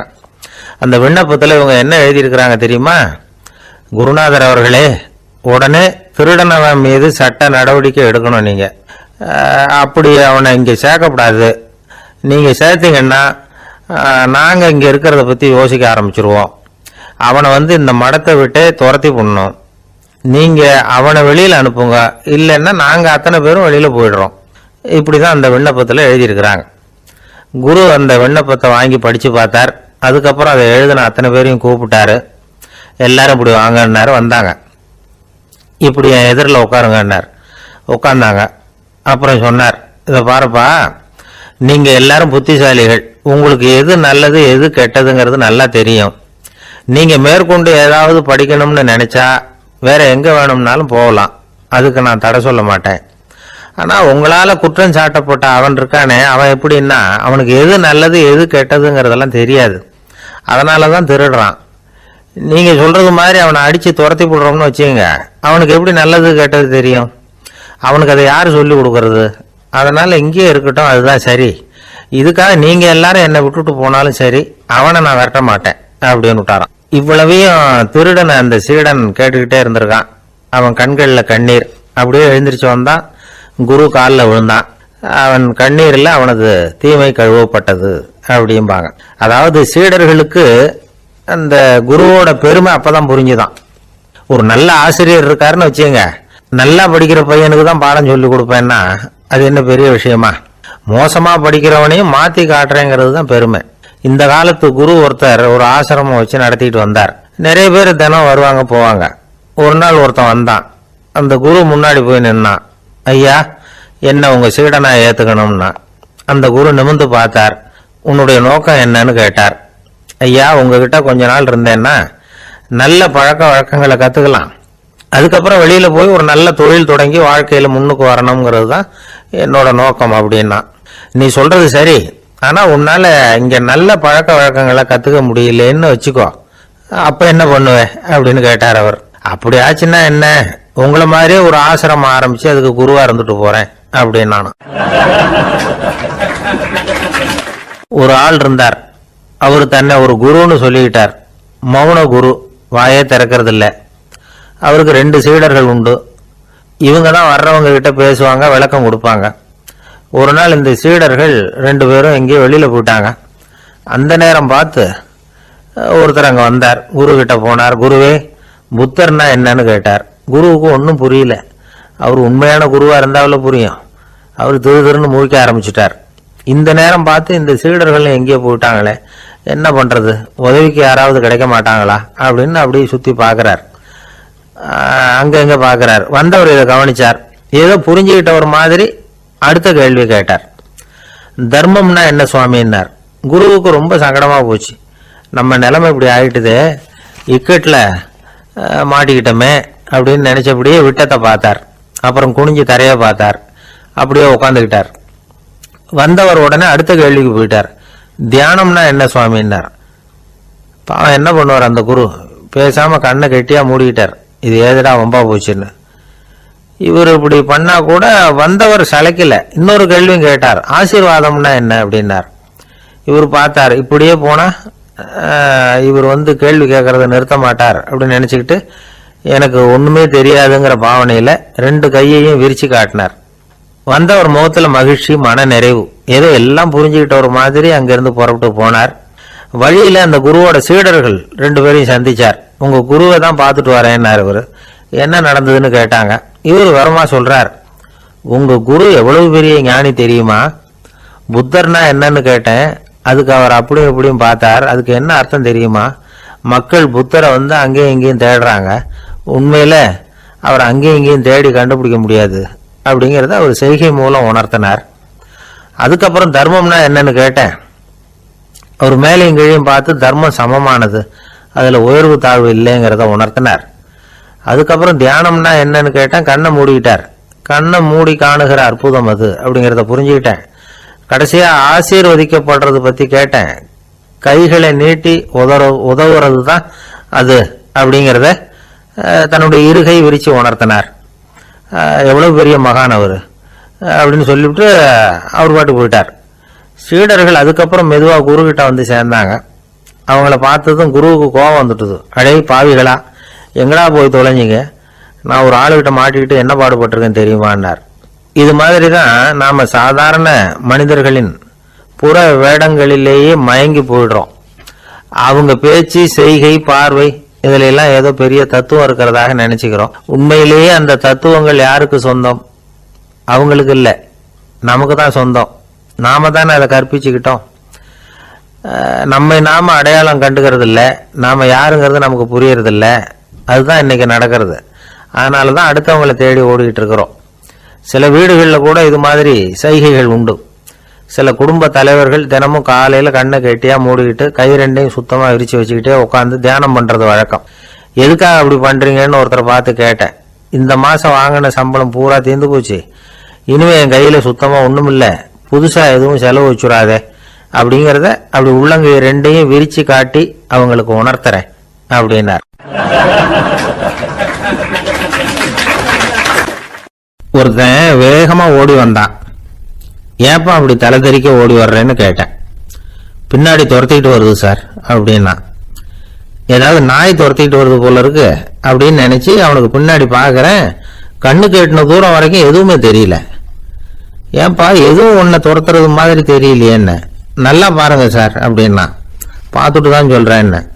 இதோ பாருங்க சார், இதுதான் என்ன துரத்துது அப்படின்னு அவன் காட்டுறான். அவன் சுட்டி காட்டின இடத்துல பார்த்தா அங்க அவனுடைய நிழல் தான் தெரியுது. என்னப்பா சொல்ற அப்படின்னு சொல்லி அவனை சந்தேகமா பார்த்தேன். அதுக்கப்புறம் தான் விவரமா பேசினான். சார், எனக்கு என் நிழலை கண்டா பிடிக்கிறது இல்லை. எப்ப பார்த்தாலும் இது என்னையே பின்தொடர்ந்து வந்துகிட்டு இருக்குது. இதை என்னால சகிக்கவே முடியல. இதை என்கிட்ட இருந்து பிரிக்கிறதுக்கு எவ்வளவோ முயற்சிகள்லாம் பண்ணி பார்த்துட்டேன், முடியலன்னா. அப்படி என்னென்ன முயற்சிகள் பண்ணினேன் அப்படின்னு கேட்டேன். அவன் என்னென்ன செஞ்சாங்கிறத விவரமா சொன்னான். அவன் என்ன பண்ணிருக்கிறான், ஒரு பெரிய குழியை தோண்டி அதுல தன்னுடைய நிழலை புதைச்சிருவோம் அப்படின்னு முடிவு பண்ணிட்டு மண்வெட்டி எடுத்துக்கிட்டு தோட்டத்து பக்கம் போயிருக்கான். ஆழமா ஒரு குழியை தோண்டி இருக்கான். குனிஞ்சு பாக்குறான். அந்த குழிக்குள்ள தன்னுடைய நிழல் தெரியுது. ஆஹா, இதுதான் சமயம், நிழல் இப்ப குழிக்குள்ள இருக்கு, மண்ணை போட்டு மூடி போடலாம் அப்படின்னு நினைச்சுக்கிட்டு கொஞ்சம் மண்ணை அள்ளி போட்டான். பார்த்தா இப்ப அந்த நிழல் அந்த மண்ணுக்கு மேல வந்து நிக்குது. இது ஏதுடா ரொம்ப போச்சு அப்படின்னு அவசரமா மண்ணை வாரி போட்டு மூடி பாக்குறான். குழி பூராவும் மூடி விட்டு பாக்குறான். மறுபடியும் நிழல் மேல வந்து உட்காந்துக்கிட்டு இருக்குது. சரி, இதை குழியில புதைக்க முடியாது அப்படின்னு முடிவு பண்ணிட்டு இதை இங்கேயே இப்படியே விட்டுட்டு ஒரே ஓட்டமா ஓடி போடுவோம் அப்படின்னு நினைச்சு எடுத்தான் ஓட்டம். அது காலை நேரம். இவன் மேற்க நோக்கி ஓடிட்டு இருக்கிறான். ஓடி ஓடி பாக்குறான், நிழல் இவனை விட வேகமா இவனுக்கு முன்னாடி ஓடிட்டு இருக்கு. சரி, திரும்பி ஓடி பார்ப்போம் அப்படின்னு நினைச்சுக்கிட்டு அப்படியே சடார்னு திரும்பி ஓட ஆரம்பிச்சான். பார்த்தான், அப்பாடா நிழலை காணல.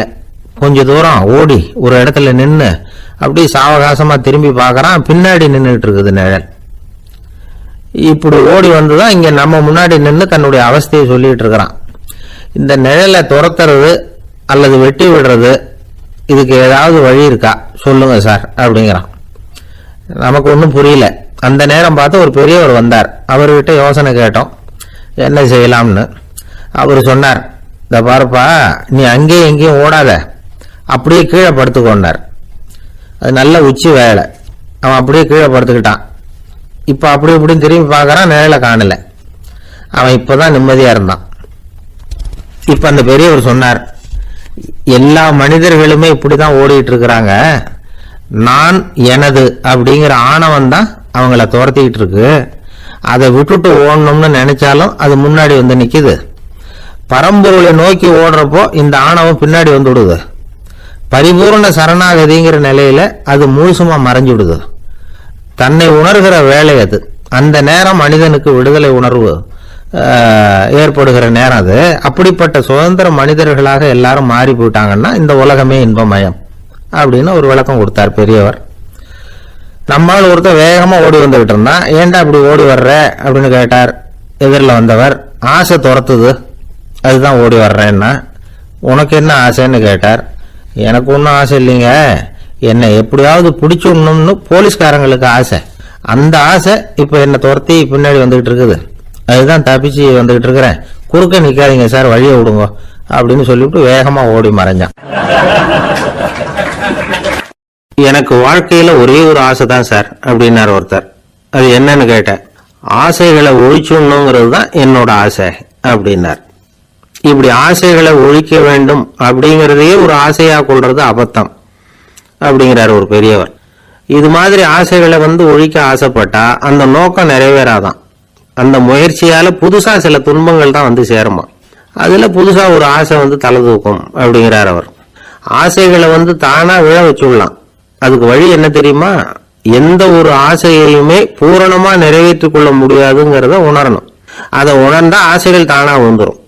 அதை விட்டுட்டு ஆசைகளை விட்டுடணுங்கிறதையே ஒரு ஆசையா வச்சுக்கிட்டு அதுக்காக கடுமையா முயற்சிகளையும் செஞ்சுக்கிட்டு நான் ஆசைகளை விட்டுட்டு ஞானோதயம் அடையறதுக்கு கடுமையா முயற்சி பண்ணிட்டு இருக்கிறேன் சார் அப்படின்னு சொல்லிட்டு இருந்தா எந்த காலத்திலையும் ஞானோதயம் வரப்போறது இல்லை. அதுக்கு பதிலா துன்பம் தான் வந்து சேரும் அப்படிங்கிறது அவரோட கருத்து. எந்த ஒரு ஆசையையும் பூரணமா நிறைவேற்றி கொள்ள முடியாது அப்படிங்கறத உணரணும்.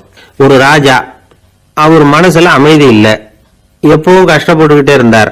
இந்த துன்பத்தை போக்குறதுக்கு பல வழிகள்ல என்னென்னமோ முயற்சியெல்லாம் பண்ணி பார்த்தார், ஒன்னும் சரியா வரல. கடைசியா ஒரு காரியம் பண்ணார். அதாவது ஒரு வேதாந்தியை தேடிட்டு போனார். அவரை பார்த்து கேட்டார், ஐயா, என்னுடைய துன்பங்கள்ல இருந்து நான் வந்து விடுபடணும், அதுக்கு சுலபமா ஏதாவது ஒரு வழி இருந்தா சொல்லுங்களேன் அப்படின்னு கேட்டுக்கிட்டார். அதுக்கு அந்த வேதாந்தி சொன்னார், அதுக்கு ஒரு வழி சொல்றேன், அது மாதிரி செய். அதாவது உன்னுடைய ராஜ்யத்துக்குள்ள போதுங்கிற மனசோட வாழற ஒருத்தனை கண்டுபிடிக்கணும். அப்படி கண்டுபிடிச்சு அவனுடைய சட்டையை வாங்கி நீ போட்டுக்கணும். அப்படி போட்டுக்கிட்டா உன்னுடைய துன்பம் தீர்ந்துரும் அப்படின்னார். உடனே ராஜாவுக்கு ரொம்ப மகிழ்ச்சி. அரண்மனையில இருந்த அத்தனை பேரையும் ஆளுக்கு ஒரு பக்கமா அனுப்புனார், தேட சொன்னார். போதுங்கிற மனசுடைய ஒருத்தனை கண்டுபிடிச்சு கொண்டுகிட்டு வாங்க அப்படின்னார். எங்கெங்கயோ தேடி கடைசியா ஒரு ஆளை கண்டுபிடிச்சாங்க. அவன் போதுங்கிற மனசோட இருக்கிறவன் தான். ஆனா அவன்கிட்ட சட்டை எதுவும் இல்லை. இடையில கட்டி இருக்கிற துண்டே போதுங்கிற மனசோட அவன் வாழ்ந்துகிட்டு இருக்கிறான். சட்டை இருந்தாவில் ராஜா வாங்கி மாட்டிக்க முடியும். அந்த வேதாந்தி ஏன் அப்படி சொன்னாருங்கிறதுக்கான அர்த்தம் இப்பதான் ராஜாவுக்கு புரிஞ்சுதான். இதுவரைக்கும் சொன்னதெல்லாம் ஞான மார்க்கத்தை தேடிடுறவனுக்கான உள்ள தகவல். இப்போ இன்னைக்கு இளைஞர்கள் இதை கேட்டுட்டு நமக்கு ஆசையே வேணாம் அப்படின்னு முடிவு பண்ணிவிட்டா வாழ்க்கையில முன்னேறவே முடியாது. நம்முடைய முயற்சிக்கு ஆசைதான் தூண்டுகோல். அதனால இந்த ஆசையையும் அந்த ஆசையையும் போட்டு குழப்பிக்க கூடாது. ஆனா ஒண்ணு, பேராசை நமக்கு தேவையில்லை. நாம படுற ஆசையிலேயும் ஒரு நியாயம் இருக்கணும். ஏன்னா நம்மள சில பேர், நீங்க தான் சார் சொன்னீங்க, அதனாலதான் ஆசைப்பட்டேன், அரைதான் கிடைச்சது மிச்சம் அப்படிம்பாங்க கன்னத்தை தடவிக்கிட்டே. அதனால இப்பெல்லாம் எந்த தகவலை சொன்னாலும் ரொம்ப எச்சரிக்கையா இருக்க வேண்டி இருக்குது. ஒரு ஆளு ஒரு கடை வச்சு வியாபாரம் பண்ணிட்டு இருந்தான். அவனுக்கு ரொம்ப பேராசை, நிறைய பணம் சேர்க்கணும்னு. திடீர்னு ஒரு நாள் அவனுக்கு உடம்பு ரொம்ப சுகம் இல்லாம போயிட்டுது. இனிமே பிழைக்கிறது கஷ்டங்கிற நிலைமை. மரண படுகையில இருக்கிறான். சொந்தக்காரங்கள்லாம் சுத்தி உட்கார்ந்து இருக்கிறாங்க. இவன் மெதுவா கண்ணை திறந்து பாக்குறான். என் வீட்டுக்காரி எங்கன்னா, இதோ இருக்கேன் அப்படின்னாங்க அந்த அம்மா. பசங்கள்லாம் எங்கேங்கிறான். இதோ பக்கத்துலதான் நின்றுட்டு இருக்கிறோங்கிறாங்க. பொண்ணுங்க எங்கேங்கிறான். எல்லாம் இங்கதான் இருக்கிறோம் அப்படிங்கிறாங்க. எல்லாம் இங்கதான் பக்கத்துலதான் இருக்கோம், நீங்க கவலைப்படாதீங்கன்னு சொல்றாங்க எல்லாம். அவன் மெதுவா கஷ்டப்பட்டு வாயை திறந்து, அட பாவீங்களா, எல்லாரும் இங்க இருந்தா அங்க கடையை யாரு கவனிக்கிறது அப்படின்னானா. ஜப்பான்ல உள்ள ஒரு புத்த விகாரை, அங்க ஒரு வயசான பௌத்த குரு தங்கி இருக்கிறார். ஒரு நாள் ராத்திரி கடுமையான குளிர், அவரால் தாங்க முடியல. பார்த்தார், மரத்துல செஞ்ச புத்த சிற்பங்கள் அங்க நிறைய இருந்தது. அதுல ஒன்ன எடுத்து அதுக்கு தீ மூட்டி அந்த நெருப்புல குளிர் காஞ்சிட்டு இருக்கிறார். மர சிற்பம் தீ வச்சதும் படபடன்னு வெடிக்க ஆரம்பிச்சுட்டுது. அந்த சத்தத்தை கேட்டதும் அந்த புத்த விகாரையின் குருக்கள் வெளியில ஓடி வந்தார். இவர் ஆனந்தமா குளிர் காஞ்சிக்கிட்டு இருக்கிறார். அவரால் பொறுத்துக்க முடியல. தெருவில் தெரிஞ்சுக்கிட்டு இருந்த அந்த பெரியவரை இங்க தங்க அனுமதிச்சதே அவரு தான். இவர் இப்படி பண்றாருன்னு நினைச்சுக்கிட்டே அவரை கோபமா பார்த்தார். ஏன் இப்படி கோபமா பாக்குறீங்க, இப்படி உட்காருங்க அப்படிங்கிறாரு இவர். அவருக்கு இன்னமும் கோபம் வந்துட்டுது. எங்கள் கடவுளை எரிச்சுட்டீங்களே அப்படின்னு சத்தம் போட்டாராம். அப்படியா அப்படின்னு கேட்டுக்கிட்டே அந்த சாம்பலை கிளறினார் இவர். என்ன செய்யறீங்கன்னு கேட்டிருக்காரு அவர். நான் எலும்புகளை தேடுறேன்னாராம். நீங்க ஒரு பைத்தியம், இது ஒரு மர சிற்பம், இதுல எலும்புகள் கிடையாது அப்படின்னாராம். அவருக்கு கோபம் வந்துட்டுது. உடனே வெளியில போங்கன்னு கத்தியிருக்கார். வெளியில தள்ளி கதவையும் சாத்தி விட்டாராம். மறுநாள் காலையில கதவை திறந்து பார்த்தா அந்த வயசான பெரியவர் ஒரு மைல்கல் மேல சில காட்டு பூக்களை வச்சு புத்தம் சரணம் கச்சாமின்னு சொல்லிக்கிட்டே இருக்கிறார். இவருக்கு சந்தேகமா போட்டுது. கிட்ட போனார். என்ன செஞ்சுக்கிட்டு இருக்கீங்கன்னு கேட்டார். இது என்னுடைய காலை நேர பிரார்த்தனைனாராம். நிஜமாவே நீங்க ஒரு பைத்தியமா தான் இருக்கணும், ஏன்னா அது ஒரு மைல்கல் அப்படின்னாராம். இப்ப அந்த பெரியவர் சொன்னாராம், நீங்க ஒரு மரத்தை புத்தரா நினைக்கும் பொழுது நான் ஏன் ஒரு மைல்கல்ல புத்தரா நினைக்கக்கூடாது? நான் புத்தரை எரிக்கலாம், ஏன்னா அவரை நான் நேசிக்கிறேன். அந்த சிற்பம் மரத்தால் ஆனதுங்கிறது எனக்கு தெரியும். நான் ஒரு மைல்கல்ல தொழலாம், ஏன்னா அது எனது பூக்களை தாங்குது. நான் இந்த மைல்கல்லுக்குள்ள மறைஞ்சிருக்கிற புத்தரை பார்க்கிறேன். யாராவது ஒரு சிற்பி இதை சிலையாக்கினாதான் நீங்க புத்தரை பார்க்க முடியும். அன்னைக்கு ரொம்ப குளிரா இருந்தது.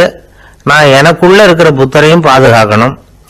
உள்ளே இருக்கிற புத்தரை காப்பாத்துறதுக்காக வெளியில உள்ள புத்தரை எரிக்கலாம், அதுல ஒன்றும் தப்பு இல்லை. அது அவருடைய போதனையிலேயே இருக்கு. உனக்குள் ஜோதியாக இரு அப்படிங்கிறது அவருடைய போதனை. என்னுடைய புத்தர் குளிர்ல நடுங்கிட்டு இருந்தார். அந்த மர சிற்பங்கள் வெயில் மழையில உணர்ச்சி இல்லாம இருந்தது, அதனால அப்படி பண்ணினேன். ஆனா நீங்க என்ன பண்ணீங்க? நான் ஒரு மர புத்தரை எரிச்சதுக்காக உயிருள்ள புத்தரை வெளியில தள்ளி கதவை சாத்தினீங்க அப்படின்னாராம் அந்த பெரியவர். உண்மையான பக்திங்கிறது இதுதான். அதாவது உனக்குள் ஜோதியாக இரு அப்படின்னு புத்தர் சொன்னார் இல்லையா, அது மாதிரி தனக்குள் ஜோதியாக இருக்கிற இந்த காலத்து ஆசாமிகள் நிறைய பேர் உண்டு. எப்பவும் போதையிலேயே இருக்கிறவங்க. ஒரு நாள் நடு ராத்திரி ஒரு மது கடையில ஒரு ஆள் அங்குள்ள சிப்பந்திகள் கிட்ட கேட்டுட்டு இருக்கிறான். மறுபடியும் இந்த கடை எப்போ திறப்பாங்கன்னு கேட்டானா. நாளைக்கு காலையில 8 மணிக்கு திறப்பாங்க அப்படின்னு நானா அங்க இருந்த ஆள். அவன் திருப்பி திருப்பி அதையே கேட்டுக்கிட்டு இருக்கான்.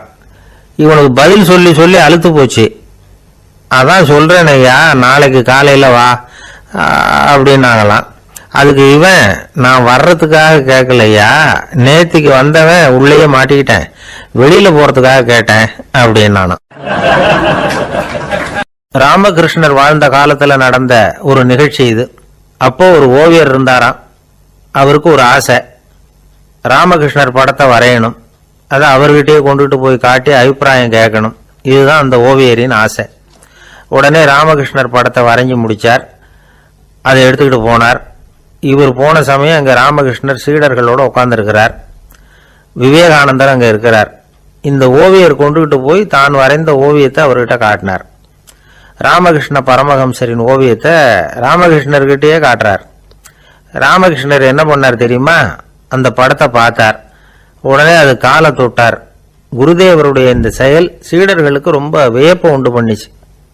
சில பேர் மனசுக்குள்ளேயே ரொம்ப குழம்பி போக ஆரம்பிச்சுட்டாங்க, என்ன இப்படி பண்றாருன்னு. என்ன இது அவரோட படம், அவரே அவரோட படத்தின் காலை தொடுறார் அப்படின்னு யோசிச்சாங்க. சில பேர் ஒன்றும் புரியாம ஒருத்தர் பார்த்து சிரிச்சுக்கிட்டாங்க. அந்த இடத்துல சீடர்கள் மட்டும் இல்ல, சீடர் அல்லாத பல பேர் இருந்தாங்க.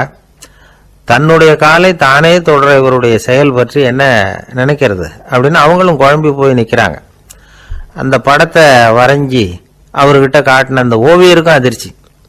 இருந்தாலும் அவர் சீடர் கிடையாது, அதனால கொஞ்சம் துணிச்சலை வர வச்சுக்கிட்டு கேட்டார், என்னங்க இது, என்னால என்னுடைய கண்களையே நம்ப முடியல, இது உங்க சொந்த உருவப்படம், நீங்க உங்க சொந்த கால்களையே தொடறீங்க, இது எங்களுக்கு கொஞ்சம் சங்கடமா இருக்குதே அப்படின்னார். ராமகிருஷ்ணரின் கண்கள்ல ஆனந்த கண்ணீர் வழிஞ்சுதான். அவர் சொன்னாராம், இது என்னோட படம்ங்கிறது எனக்கு தெரியும், ஆனா இது என்னோட படம்ங்கிறதுனால நான் இதோட காலை தொடல, நீ என்னுடைய சமாதி நிலைய இந்த படத்துல படம் பிடிச்சி காட்டியிருக்கிற, அதனால அதோட காலை தொடறேன். சமாதி நிலையில யார் இருந்தாலும், அது என்னுடைய படமா இருந்தாலும் சரி அல்லது வேற யாருடைய படமா இருந்தாலும் சரி, படம் யாருதுங்கிறது முக்கியம் இல்லை. இதுல எது முக்கியம்னா அது தன்னை உணர்ந்த ஒரு உணர்நிலையின் படம். அப்படி இருக்கிறப்போ அதோட காலை நான் தொடணும். அதுக்கு நீங்க எல்லாரும் ஏன் சங்கடப்படுறீங்கன்னு எனக்கு தெரியல அப்படின்னாராம். இப்பதான் அங்க இருந்து சீடர்களுக்கும் மற்றவங்களுக்கும் விவரம் புரிஞ்சுதான். இதுக்கு முன்னாடி யாரும் செய்யாததை இவர் செஞ்சிருக்கிறார், ஆனா அவருடைய காரணம் ரொம்ப நியாயமானது அப்படிங்கிறத உணர்ந்தாங்களாம். இதுவரைக்கும் ஆன்மீகத்துல சமாதி நிலை, அதாவது தன்னை உணர்ந்த நிலை பற்றி புரிஞ்சுக்கிட்டோம். இல்லறத்துல ஏற்படக்கூடிய சமாதி நிலை பற்றி உங்களுக்கு தெரியுமா? ஒரு அம்மா டாக்டர் கிட்ட வந்து சொன்னாங்களாம், டாக்டர், என் வீட்டுக்காரருக்கு உடம்புல ஏதோ கோளாறுன்னு நினைக்கிறேன், நான் எவ்வளவு நேரம் பேசினாலும் காதுல விழாதது மாதிரி உட்கார்ந்துருக்கிறார் அப்படின்னாங்களாம். அதுக்கு அந்த டாக்டர் சொன்னாராம், அம்மா அது உடம்பு கோளாறு இல்லை, அது ஒரு பெரிய திறமை அப்படின்னாராம். ஒரு ஏரி ஓரமா 2 பசங்க நடந்து போயிட்டு இருக்கிறாங்க. அதுல ஒருத்தன் பணக்கார வீட்டு பையன், இன்னொருத்தன் ஏழை. இவங்க 2 பேரும் போயிட்டு இருக்கிறாங்க. வழியில ஒரு இடத்துல ஒரு ஜோடி செருப்பு இவங்க கண்ணுல படுது. ஒரு விவசாயி அந்த செருப்பை அங்க விட்டுட்டு பக்கத்துல இருந்த ஏரியில கை கால கழுவிட்டு இருக்கிறார். உடனே அந்த பணக்கார பையனுக்கு ஒரு ஐடியா. அவன் சொன்னானா, டேய், இப்போ ஒரு வேடிக்கை செய்யலாம், அந்த செருப்பு 2ஐயும் தூக்கி எட்டத்துல வீசி எரிஞ்சிருவோம். அந்த ஆள் வந்து பார்த்துட்டு செருப்பை தேடி அல்லாடுவான், அங்கேயும் இங்க ஓடுவான், திருதன்னு முழிப்பான், அதை பார்த்து நாம ரசிக்கலாம், நல்ல தமாஷா இருக்கும் அப்படின்னு இருக்கான். இப்படி சொல்லிட்டு அந்த செருப்புகளை தூக்கத்துக்கு போனானா. கொஞ்சம் பொறு அப்படின்னானா அந்த ஏழை பையன். ஏன்னு கேட்டிருக்கான் அவன். இப்போ அந்த ஏழை பையன் சொன்னானா, நீ சொல்றது ஒன்றும் வேடிக்கை கிடையாது, உன்னோட செருப்பு தொலைஞ்சா உன் அப்பா உடனே உனக்கு வேற செருப்பு வாங்கி கொடுத்துருவார். ஆனா அந்த ஆளுக்கு இந்த செருப்பு தொலைஞ்சதுன்னா வேற புதுசா வாங்கறதுக்கு வாயையும் வயத்தையும் கட்டி பணத்தை சேர்க்க வேண்டியிருக்கும். அதனால நான் ஒரு வேடிக்கை சொல்றேன், அது மாதிரி செய், அது இன்னமும் தமாஷா இருக்கும் அப்படின்னு நானா. எப்படி அது சொல்லுன்னு இருக்கான் அவன். செருப்பு ரெண்டும் அது இருக்கிற இடத்துல இருக்கட்டும், உன் சட்டப்பையிலிருந்து ஒரே ஒரு ரூபாய் நாணயத்தை விடு, அதை அந்த செருப்பு மேல அதோட குதிகால் பகுதியில வச்சுட்டு நாம 2 பேரும் அந்த மரத்துக்கு பின்னாடி ஓடி போய் மறைஞ்சு நின்னுக்குவோம், அப்புறம் பாரு வேடிக்கை அப்படின்னா. அதே மாதிரி 1 ரூபா காசு செருப்பு மேல வச்சுட்டு இவங்க 2 பேரும் மறைஞ்சு நின்னுக்கிட்டாங்க. கொஞ்ச நேரத்துல அந்த விவசாயி வந்தார். காலில் உள்ள மண்ணை தட்டிவிட்டு செருப்பு மாட்டுறதுக்காக போனார். அங்கிருந்து காசு கண்ணுல போட்டுட்டுது. அவருக்கு ஆச்சரியமா போச்சு. அதை கையில எடுத்து பாக்குறார், 4 பக்கமும் திரும்பி திரும்பி பாக்குறார், யார் இதை வச்சிருப்பான்னு. கடைசியில ஆகாயத்தை பாக்குறார். ஆண்டவா, இது உன்னோட கருணை தான், நீதான் யாரோ புண்ணியவான் மனசுல தர்மம் பண்ற எண்ணத்தை உண்டாக்கி இருக்கிற, அந்த புண்ணியவான் நல்லா இருக்கணும் அப்படின்னு வாழ்த்தி அந்த காசை கண்ணுல ஊத்திக்கிட்டாராம். மறைஞ்சிருந்து பார்த்துக்கிட்டு இருந்த ஏழை பையன் இப்படி சொன்னான், பாத்தியா, உன்னை புண்ணியவான்னு வாழ்த்திக்கிட்டு போறார் அந்த ஆள், அவருக்கும் சந்தோஷம், அதை பார்த்து நமக்கும் சந்தோஷம். உனக்கு 1 ரூபாங்கிறது ஒரு பெரிய விஷயம் இல்லை, ஆனா அதனால நமக்கு கிடைச்சிருக்கிற மகிழ்ச்சி ரொம்ப உயர்வானது அப்படின்னு நானா. வேடிக்கையும் கிண்டலும் இது மாதிரி அடுத்தவங்களுக்கு இடைஞ்சலா இல்லாம இருக்கணும் அப்படிங்கிறார் கலைவாணர். ஆனா பாருங்க, அவருக்கே இடைஞ்சலா வர்ற விஷயங்களை கூட அவர் வேடிக்கையா தான் எடுத்துக்கிட்டாராம். ஒரு தடவை ஒருத்தர் கலைவாணர் கிட்ட வந்து, ஐயா என் குழந்தை செத்து போச்சு அப்படின்னு சொல்லி அழுதாராம். உடனே இவர் அவருக்கு 100 ரூபாய் பணத்தை கொடுத்து, இந்தாங்க அடக்கம் செய்யுங்க அப்படின்னு சொல்லி அனுப்பி வச்சாராம். 1 வருஷம் கழிச்சு மறுபடியும் அதே ஆள் வந்திருக்கார். இவர் மறந்துருப்பாருங்கிற நினைப்புல, அண்ணே என் குழந்தை இறந்து போச்சுண்ணே அப்படின்னாராம். இவர் மறுபடியும் 100 ரூபாய் கொடுத்து ஆறுதல் சொல்லி அனுப்பி வச்சாராம். 7-8 மாசம் கழிச்சு மறுபடியும் அதே ஆள் வந்திருக்கார். அவர் வாயை திறக்கிறதுக்கு முன்னாடியே இவர் 100 ரூபாய் அவர் கையில வச்சு, போன 2 தடவை தான் குழந்தை செத்து போச்சு, இந்த தடவையாவது அதை சாகாம காப்பாத்தி விடு அப்படின்னு சொல்லி அனுப்பி வச்சாராம். அதுக்கப்புறம் அந்த ஆள் வர்றவே இல்லையா. எனக்கு தெரிஞ்ச ஒருத்தர் இருக்கார். அவரு ஒரு பெரிய காவல்துறை அதிகாரி, ரொம்ப கண்டிப்பானவர். அவரை கண்டாவே எல்லாரும் பயப்படுவாங்க. அப்படிப்பட்டவர் வீட்டுக்கு போனா அப்படியே அடியோட மாறிடுவார். அங்க போய் பாத்தீங்கன்னா குழந்தைகளோட குழந்தையா அவர் விளையாடிட்டு இருப்பார். அலுவலக சமயத்துல பாத்தீங்கன்னா குதிரை முதுகுல அவர் உட்கார்ந்துருப்பார். வீட்டுல பாத்தீங்கன்னா அவர் முதுகுல குழந்தை உட்காந்துருக்கும். அவரு குதிரை மாதிரி போயிட்டு இருப்பார். இது எப்படிங்க முடியுது உங்களால அப்படின்னு கேட்டாங்க. அது ஒண்ணும் இல்ல, இங்க வீட்டுக்கு வந்த உடனே என்னோட மனசை தனியா எடுத்து வச்சிருவேன் அப்படின்னார். அது என்னங்க உங்க சட்டப்பயிலியா இருக்குது மனசு, அது தனியா எடுத்து வைக்கிறதுக்கு அப்படின்னு கேட்டாங்க. அப்படி இல்லைங்க, இது ஒரு பயிற்சி, மனப்பயிற்சி, அவ்வளவுதான் அப்படின்னார். இப்படி சமயம் பார்த்து மனசை தனியா வச்சுவிட தெரிஞ்சவங்க வாழ்க்கையில எப்பவும் உற்சாகமா இருப்பாங்க அப்படிங்கிறது பெரியவங்க கருத்து. ஒரு டாக்டர் ஆஸ்பத்திரியில் இருக்கிற வரைக்கும் டாக்டரா இருக்கலாம். அவர் மனைவிட்டையும் அவர் டாக்டரா இருக்க வேண்டிய அவசியம் இல்லை. ஒரு வக்கீல் வந்து கோர்ட்ல இருக்கிற வரைக்கும் வக்கீலா இருக்கலாம். வீட்டுக்கு வந்ததுக்கு அப்புறமும் வக்கீலா இருக்க வேண்டிய அவசியம் கிடையாது. வீட்டுல வந்து குழந்தைகள் கிட்ட விளையாடும் போதும் அதுகள் கிட்ட ஃபீஸ் கேட்டுக்கிட்டு இருக்க கூடாது. நாம எப்படி இருக்கணும்னு பெரியவங்க சொல்றாங்கன்னா, மனசோட சேரக்கூடாதான். அப்படி சேராம வாழ்க்கையை கவனிக்கணுமா. மனசை அப்படியே தனியா எடுத்து பக்கத்துல வச்சுடணும். அப்படின்னா அது அப்படியே தூக்கி எறிஞ்சுடு அப்படின்னு அர்த்தம் இல்லை. ஏன்னா மனசுங்கிறது நமக்கு உபயோகப்படக்கூடிய ஒண்ணுதான். எப்ப எப்போ அது தேவையோ அப்பப்போ எடுத்து உபயோகப்படுத்திக்கணும்.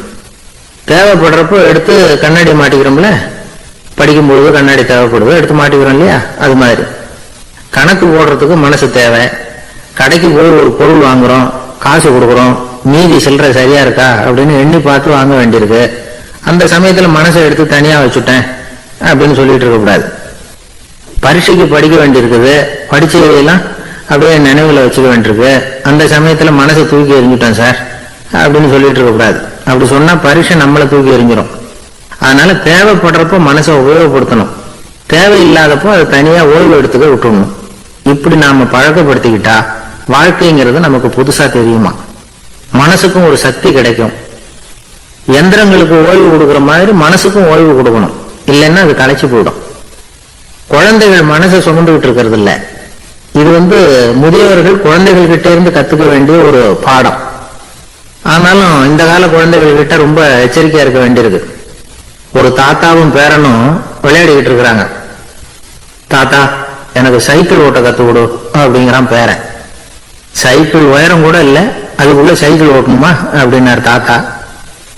ஏன் தாத்தா, ரயில் ஓட்டுறாரு, அவர் என்ன ரயில் நீளமா இருக்கார் அப்படின்னு கேட்டானா அந்த பையன். இருக்கிறாங்க. அந்த வழியா போறவங்க வர்றவங்க எல்லாம் அந்த இடத்துல நின்று அது என்ன மண்டபம் அப்படின்னு விசாரிக்க ஆரம்பிச்சாங்க.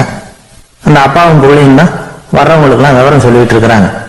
அதாவது இந்த இடத்துல ஒரு பெரிய மகான் சமாதி ஆயிருக்கார், அவர் சமாதியான இடத்துல இந்த நினைவு மண்டபத்தை கட்டி இருக்கிறோம் அப்படின்னாங்க. ஊர் பூரா இந்த செய்தி பரவிச்சு.